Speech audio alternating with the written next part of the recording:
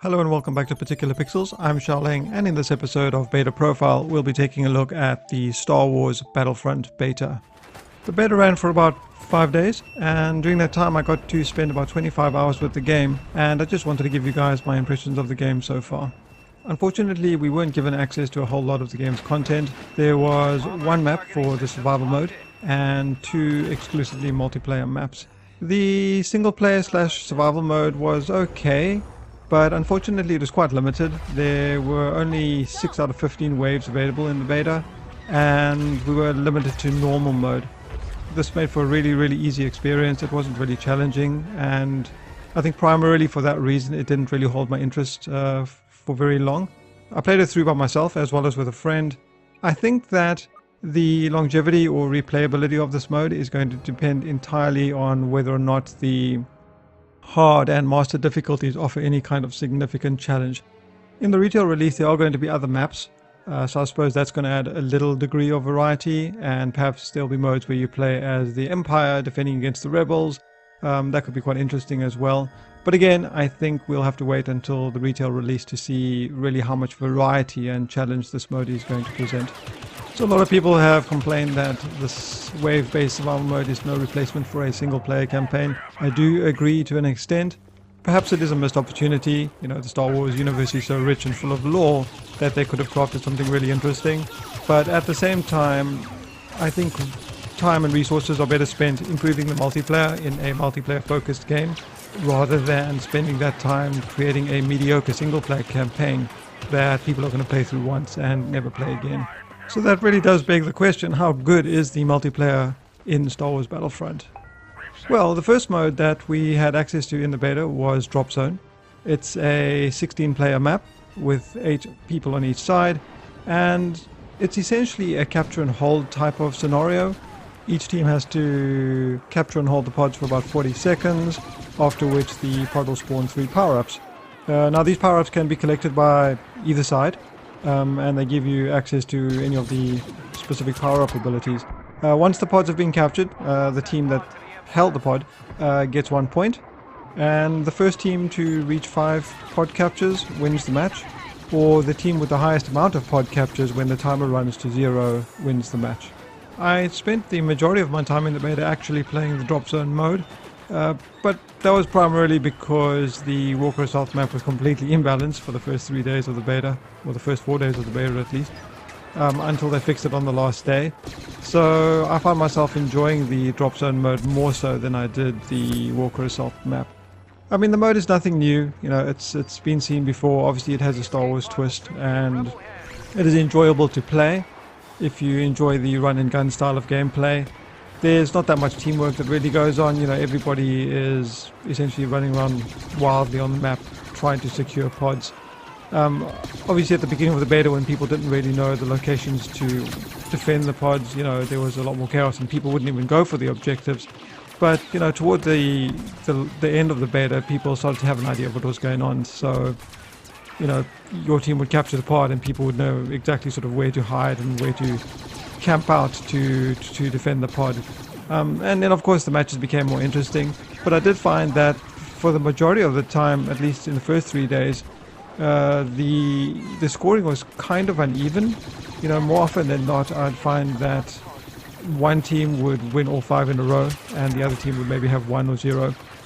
There were only a few matches that was sort of evenly based, and one match actually out of all the hours that I played that there was a frantic fight for one pod because the timer had reached 0 and, you know, the control of the pod was going from one side to the other side. And the match won't end until someone actually captures that last pod, even if the scores are slightly uneven. So the Walker Assault mode was an entirely different story. The map is much larger. It's a 40-player map, so that's 20 versus 20. And there are a lot of different mechanics that can be found on the Walker Assault maps. You know, they introduce turrets, they introduce ground vehicles like the AT-ST, and they introduced the flying vehicles. You know, so for the Rebels that would be the A-Wings and the X-Wings, and of course for the Empire there would be the X-Wing, would be the TIE Fighters and the TIE Interceptors. And then they also introduced the 2 hero units, you know, Darth Vader and Luke Skywalker respectively. So the objective of the Imperials is basically to protect the 2 large AT-AT walkers and get them all the way to the Rebel power generator and destroy that in order to get a victory. And it's the rebels' job to destroy these AT-AT walkers. And the way it works is the rebels have a choice of two, well, there are two radar stations that have to be captured. And very much like the drop zone scenario, you have to hold them for 40 seconds. And once the 40-second timer is finished, a Y-wing gets added to a pool of Y-wings. And then at 3 specific points during the match, these Y-wings will attack the AT-AT walkers. So obviously the more Y-wings you've accumulated, the more damage they are going to do to the AT-AT walkers. Now, as I said, this map was highly imbalanced in the beginning of the beta, so it was next to impossible to destroy these things. And I think that in the first 3 days in all the matches I played, there wasn't even one match that we won as the rebels. We could barely even destroy one of the AT-ATs. Obviously, as people began to learn techniques and ways to do more damage, there was more of a chance. We perhaps could have destroyed one. But when they fixed the balance issues on the last day, or at least shall I say the day that they extended the beta, the balance was much better. I lost as the Imperials and I won as the Rebels as well. So, it was good to see that they fixed that. The mode became much more enjoyable when they sorted that issue out. However, there were some other issues, and I think that, for instance, people would spawn into AT-STs and then go around into the Rebel spawn area and just basically spawn camp. And that was a bit of a problem as well, so hopefully that's going to get sorted. Another issue, and I think this is in general with the game as well, in both modes, is that the spawning system it just seemed to be a little bit broken. You'd often spawn behind people, people would spawn behind you. And another thing is, if you were pushing on an objective and you got killed, the game would just decide to randomly spawn you somewhere else.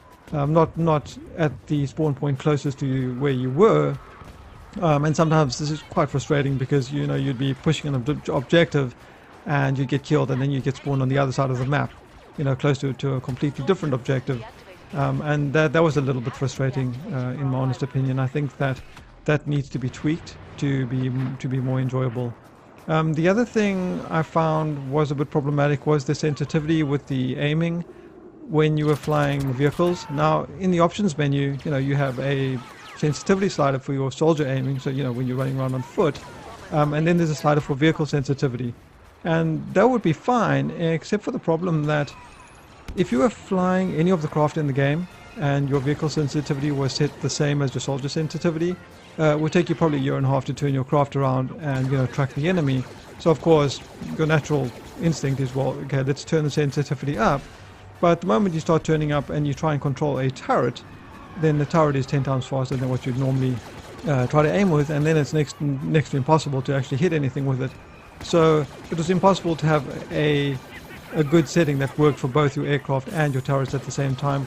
I don't think this is going to be a problem in the retail game. I'm sure they can sort that out without too much of a problem. The other issue that I ran into, and this was on both maps, I think it was more noticeable on the drop zone map, was getting stuck on scenery. Sometimes there were hills or there'd be rocks that are seemingly small that you'd think that you could just sort of hop over or run over, but you'd actually get to them and you'd get stuck. You'd hit sort of a border or a wall of some kind, and you'd be running in the same place and you wouldn't be able to get over it, and of course someone would come up behind you and shoot you or whatever. And I think that this needs to be tweaked in the release of the game, because there were many instances when this happened. Even on the Walker Assault map, you'd have this, there'd be hills that didn't seem particularly steep that you wouldn't be able to walk up, and you wouldn't even be able to jump up. You'd have to sort of find some kind of strange way around. So hopefully that gets tweaked in the final game. But outside of that, I think that perhaps they should have given us more access to different modes in the game. Up until now, there hasn't really been a lot of information on the other modes available in the game, with the exception of Fighter Squadron. But with the announcement of the Season Pass, they've given information now on 3 other modes that will be available. The first of these modes was Droid Run. So this is a 6 versus 6 match, which is another take on the capture and hold type of objective-based map. The players have to catch these droids first before they can actually capture them as objectives. Apparently these maps are going to be relatively small, so that the matches are going to remain high tempo and fast paced. So that could be interesting to see how that turns out. The other mode they've announced is Cargo, which is essentially a take on the classic capture the flag map, where each team is going to have a base that they have to defend, and at the same time they have to try and get into the enemy base and steal their cargo and take it back to, your own base.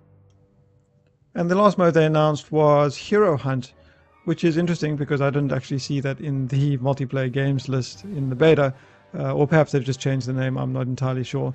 So the Hero Hunt mode is a 7v1, where one player is going to be a hero or villain in the Star Wars universe, and the other 7 players have to try and kill them. And then the person who manages to kill the hero becomes the hero for the next round. So for those of you who want a little bit more information about these modes, I've put the links below in the description section of the video. So you can just go ahead and click on those if you want to read up a little bit more about each of these modes. The last thing I want to talk about is the game's customization. Now, I see there is character customization in the game, although it wasn't available in the beta. So I don't know how much variety there's going to be with regards to character customization, how many skins there are going to be, how many different races you can choose from, and all that kind of thing. So hopefully before release of the game they were going to at least give us a little bit more information about that. The other thing that concerned me a little bit was that, and perhaps this is just specific to the beta, was there were only 4 primary weapons to choose from, in the category of blasters. Now I suspect in the full game maybe there are going to be other categories of weapon, other than blasters. But the other thing is also that these 4 blasters, although being slightly different, they all felt relatively the same for the most part, and they didn't have any kind of customization, so you couldn't change anything specifically about each weapon. You can't change your sights, you couldn't add modifications to the weapon at all, and I guess we've become used to those kinds of options from playing Battlefield and Call of Duty and whatnot. So obviously they're trying to remain true to the Star Wars lore. And it would seem a bit strange because completely, pimp out your blaster. But without that, I think there's going to need to be at least a larger variety of weapons in the game. And the same with regards to equipment. There wasn't a large selection to choose from. They've gone with what they're calling star cards, which is essentially your loadout. There wasn't a great degree of selection to choose from within these cards in the beta either. But beta is beta, so we saw what we saw, and hopefully the full game is going to have basically more of everything. With regards to my impressions of the game, I think it was a lot of fun. I did enjoy my time with the game very much. This is definitely the best looking Star Wars game I've ever seen, and the best sounding Star Wars game I've ever played. And it helps that it's also extremely well optimized and runs really well. So if you're a Star Wars fan and you like run and gun shooters, I'm sure you'll find there's a lot of fun to be had in this game. But if you're looking for a more tactical shooter, like more methodical, more team-based play, you probably won't find that here. I came straight out of the Rainbow Six Siege beta into the Star Wars Battlefront beta, and I myself enjoy the more methodical tactical shooters more than I do run and gun shooters. So it was inevitable for me to draw comparisons between the 2 games. And based off my experience with the 2 games, I would choose Rainbow Six over Battlefront. I enjoy Star Wars as much as anybody else, but I think that the repetitiveness, and I don't really want to use the word shallow, but the game seems a little bit simpler than its predecessors. So, perhaps I don't think that's going to hold my interest as long as a game like Rainbow Six Siege would. So based off the beta, would I spend $60 on the game? Or sorry, correction, would I spend $110 on the game since they just announced the season pass? Probably not.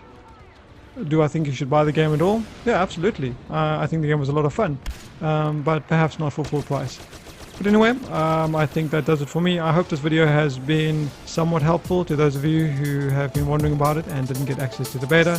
If you guys have any comments or questions, please leave them in the section below. I've been Xiaoling, and I'll see you next time.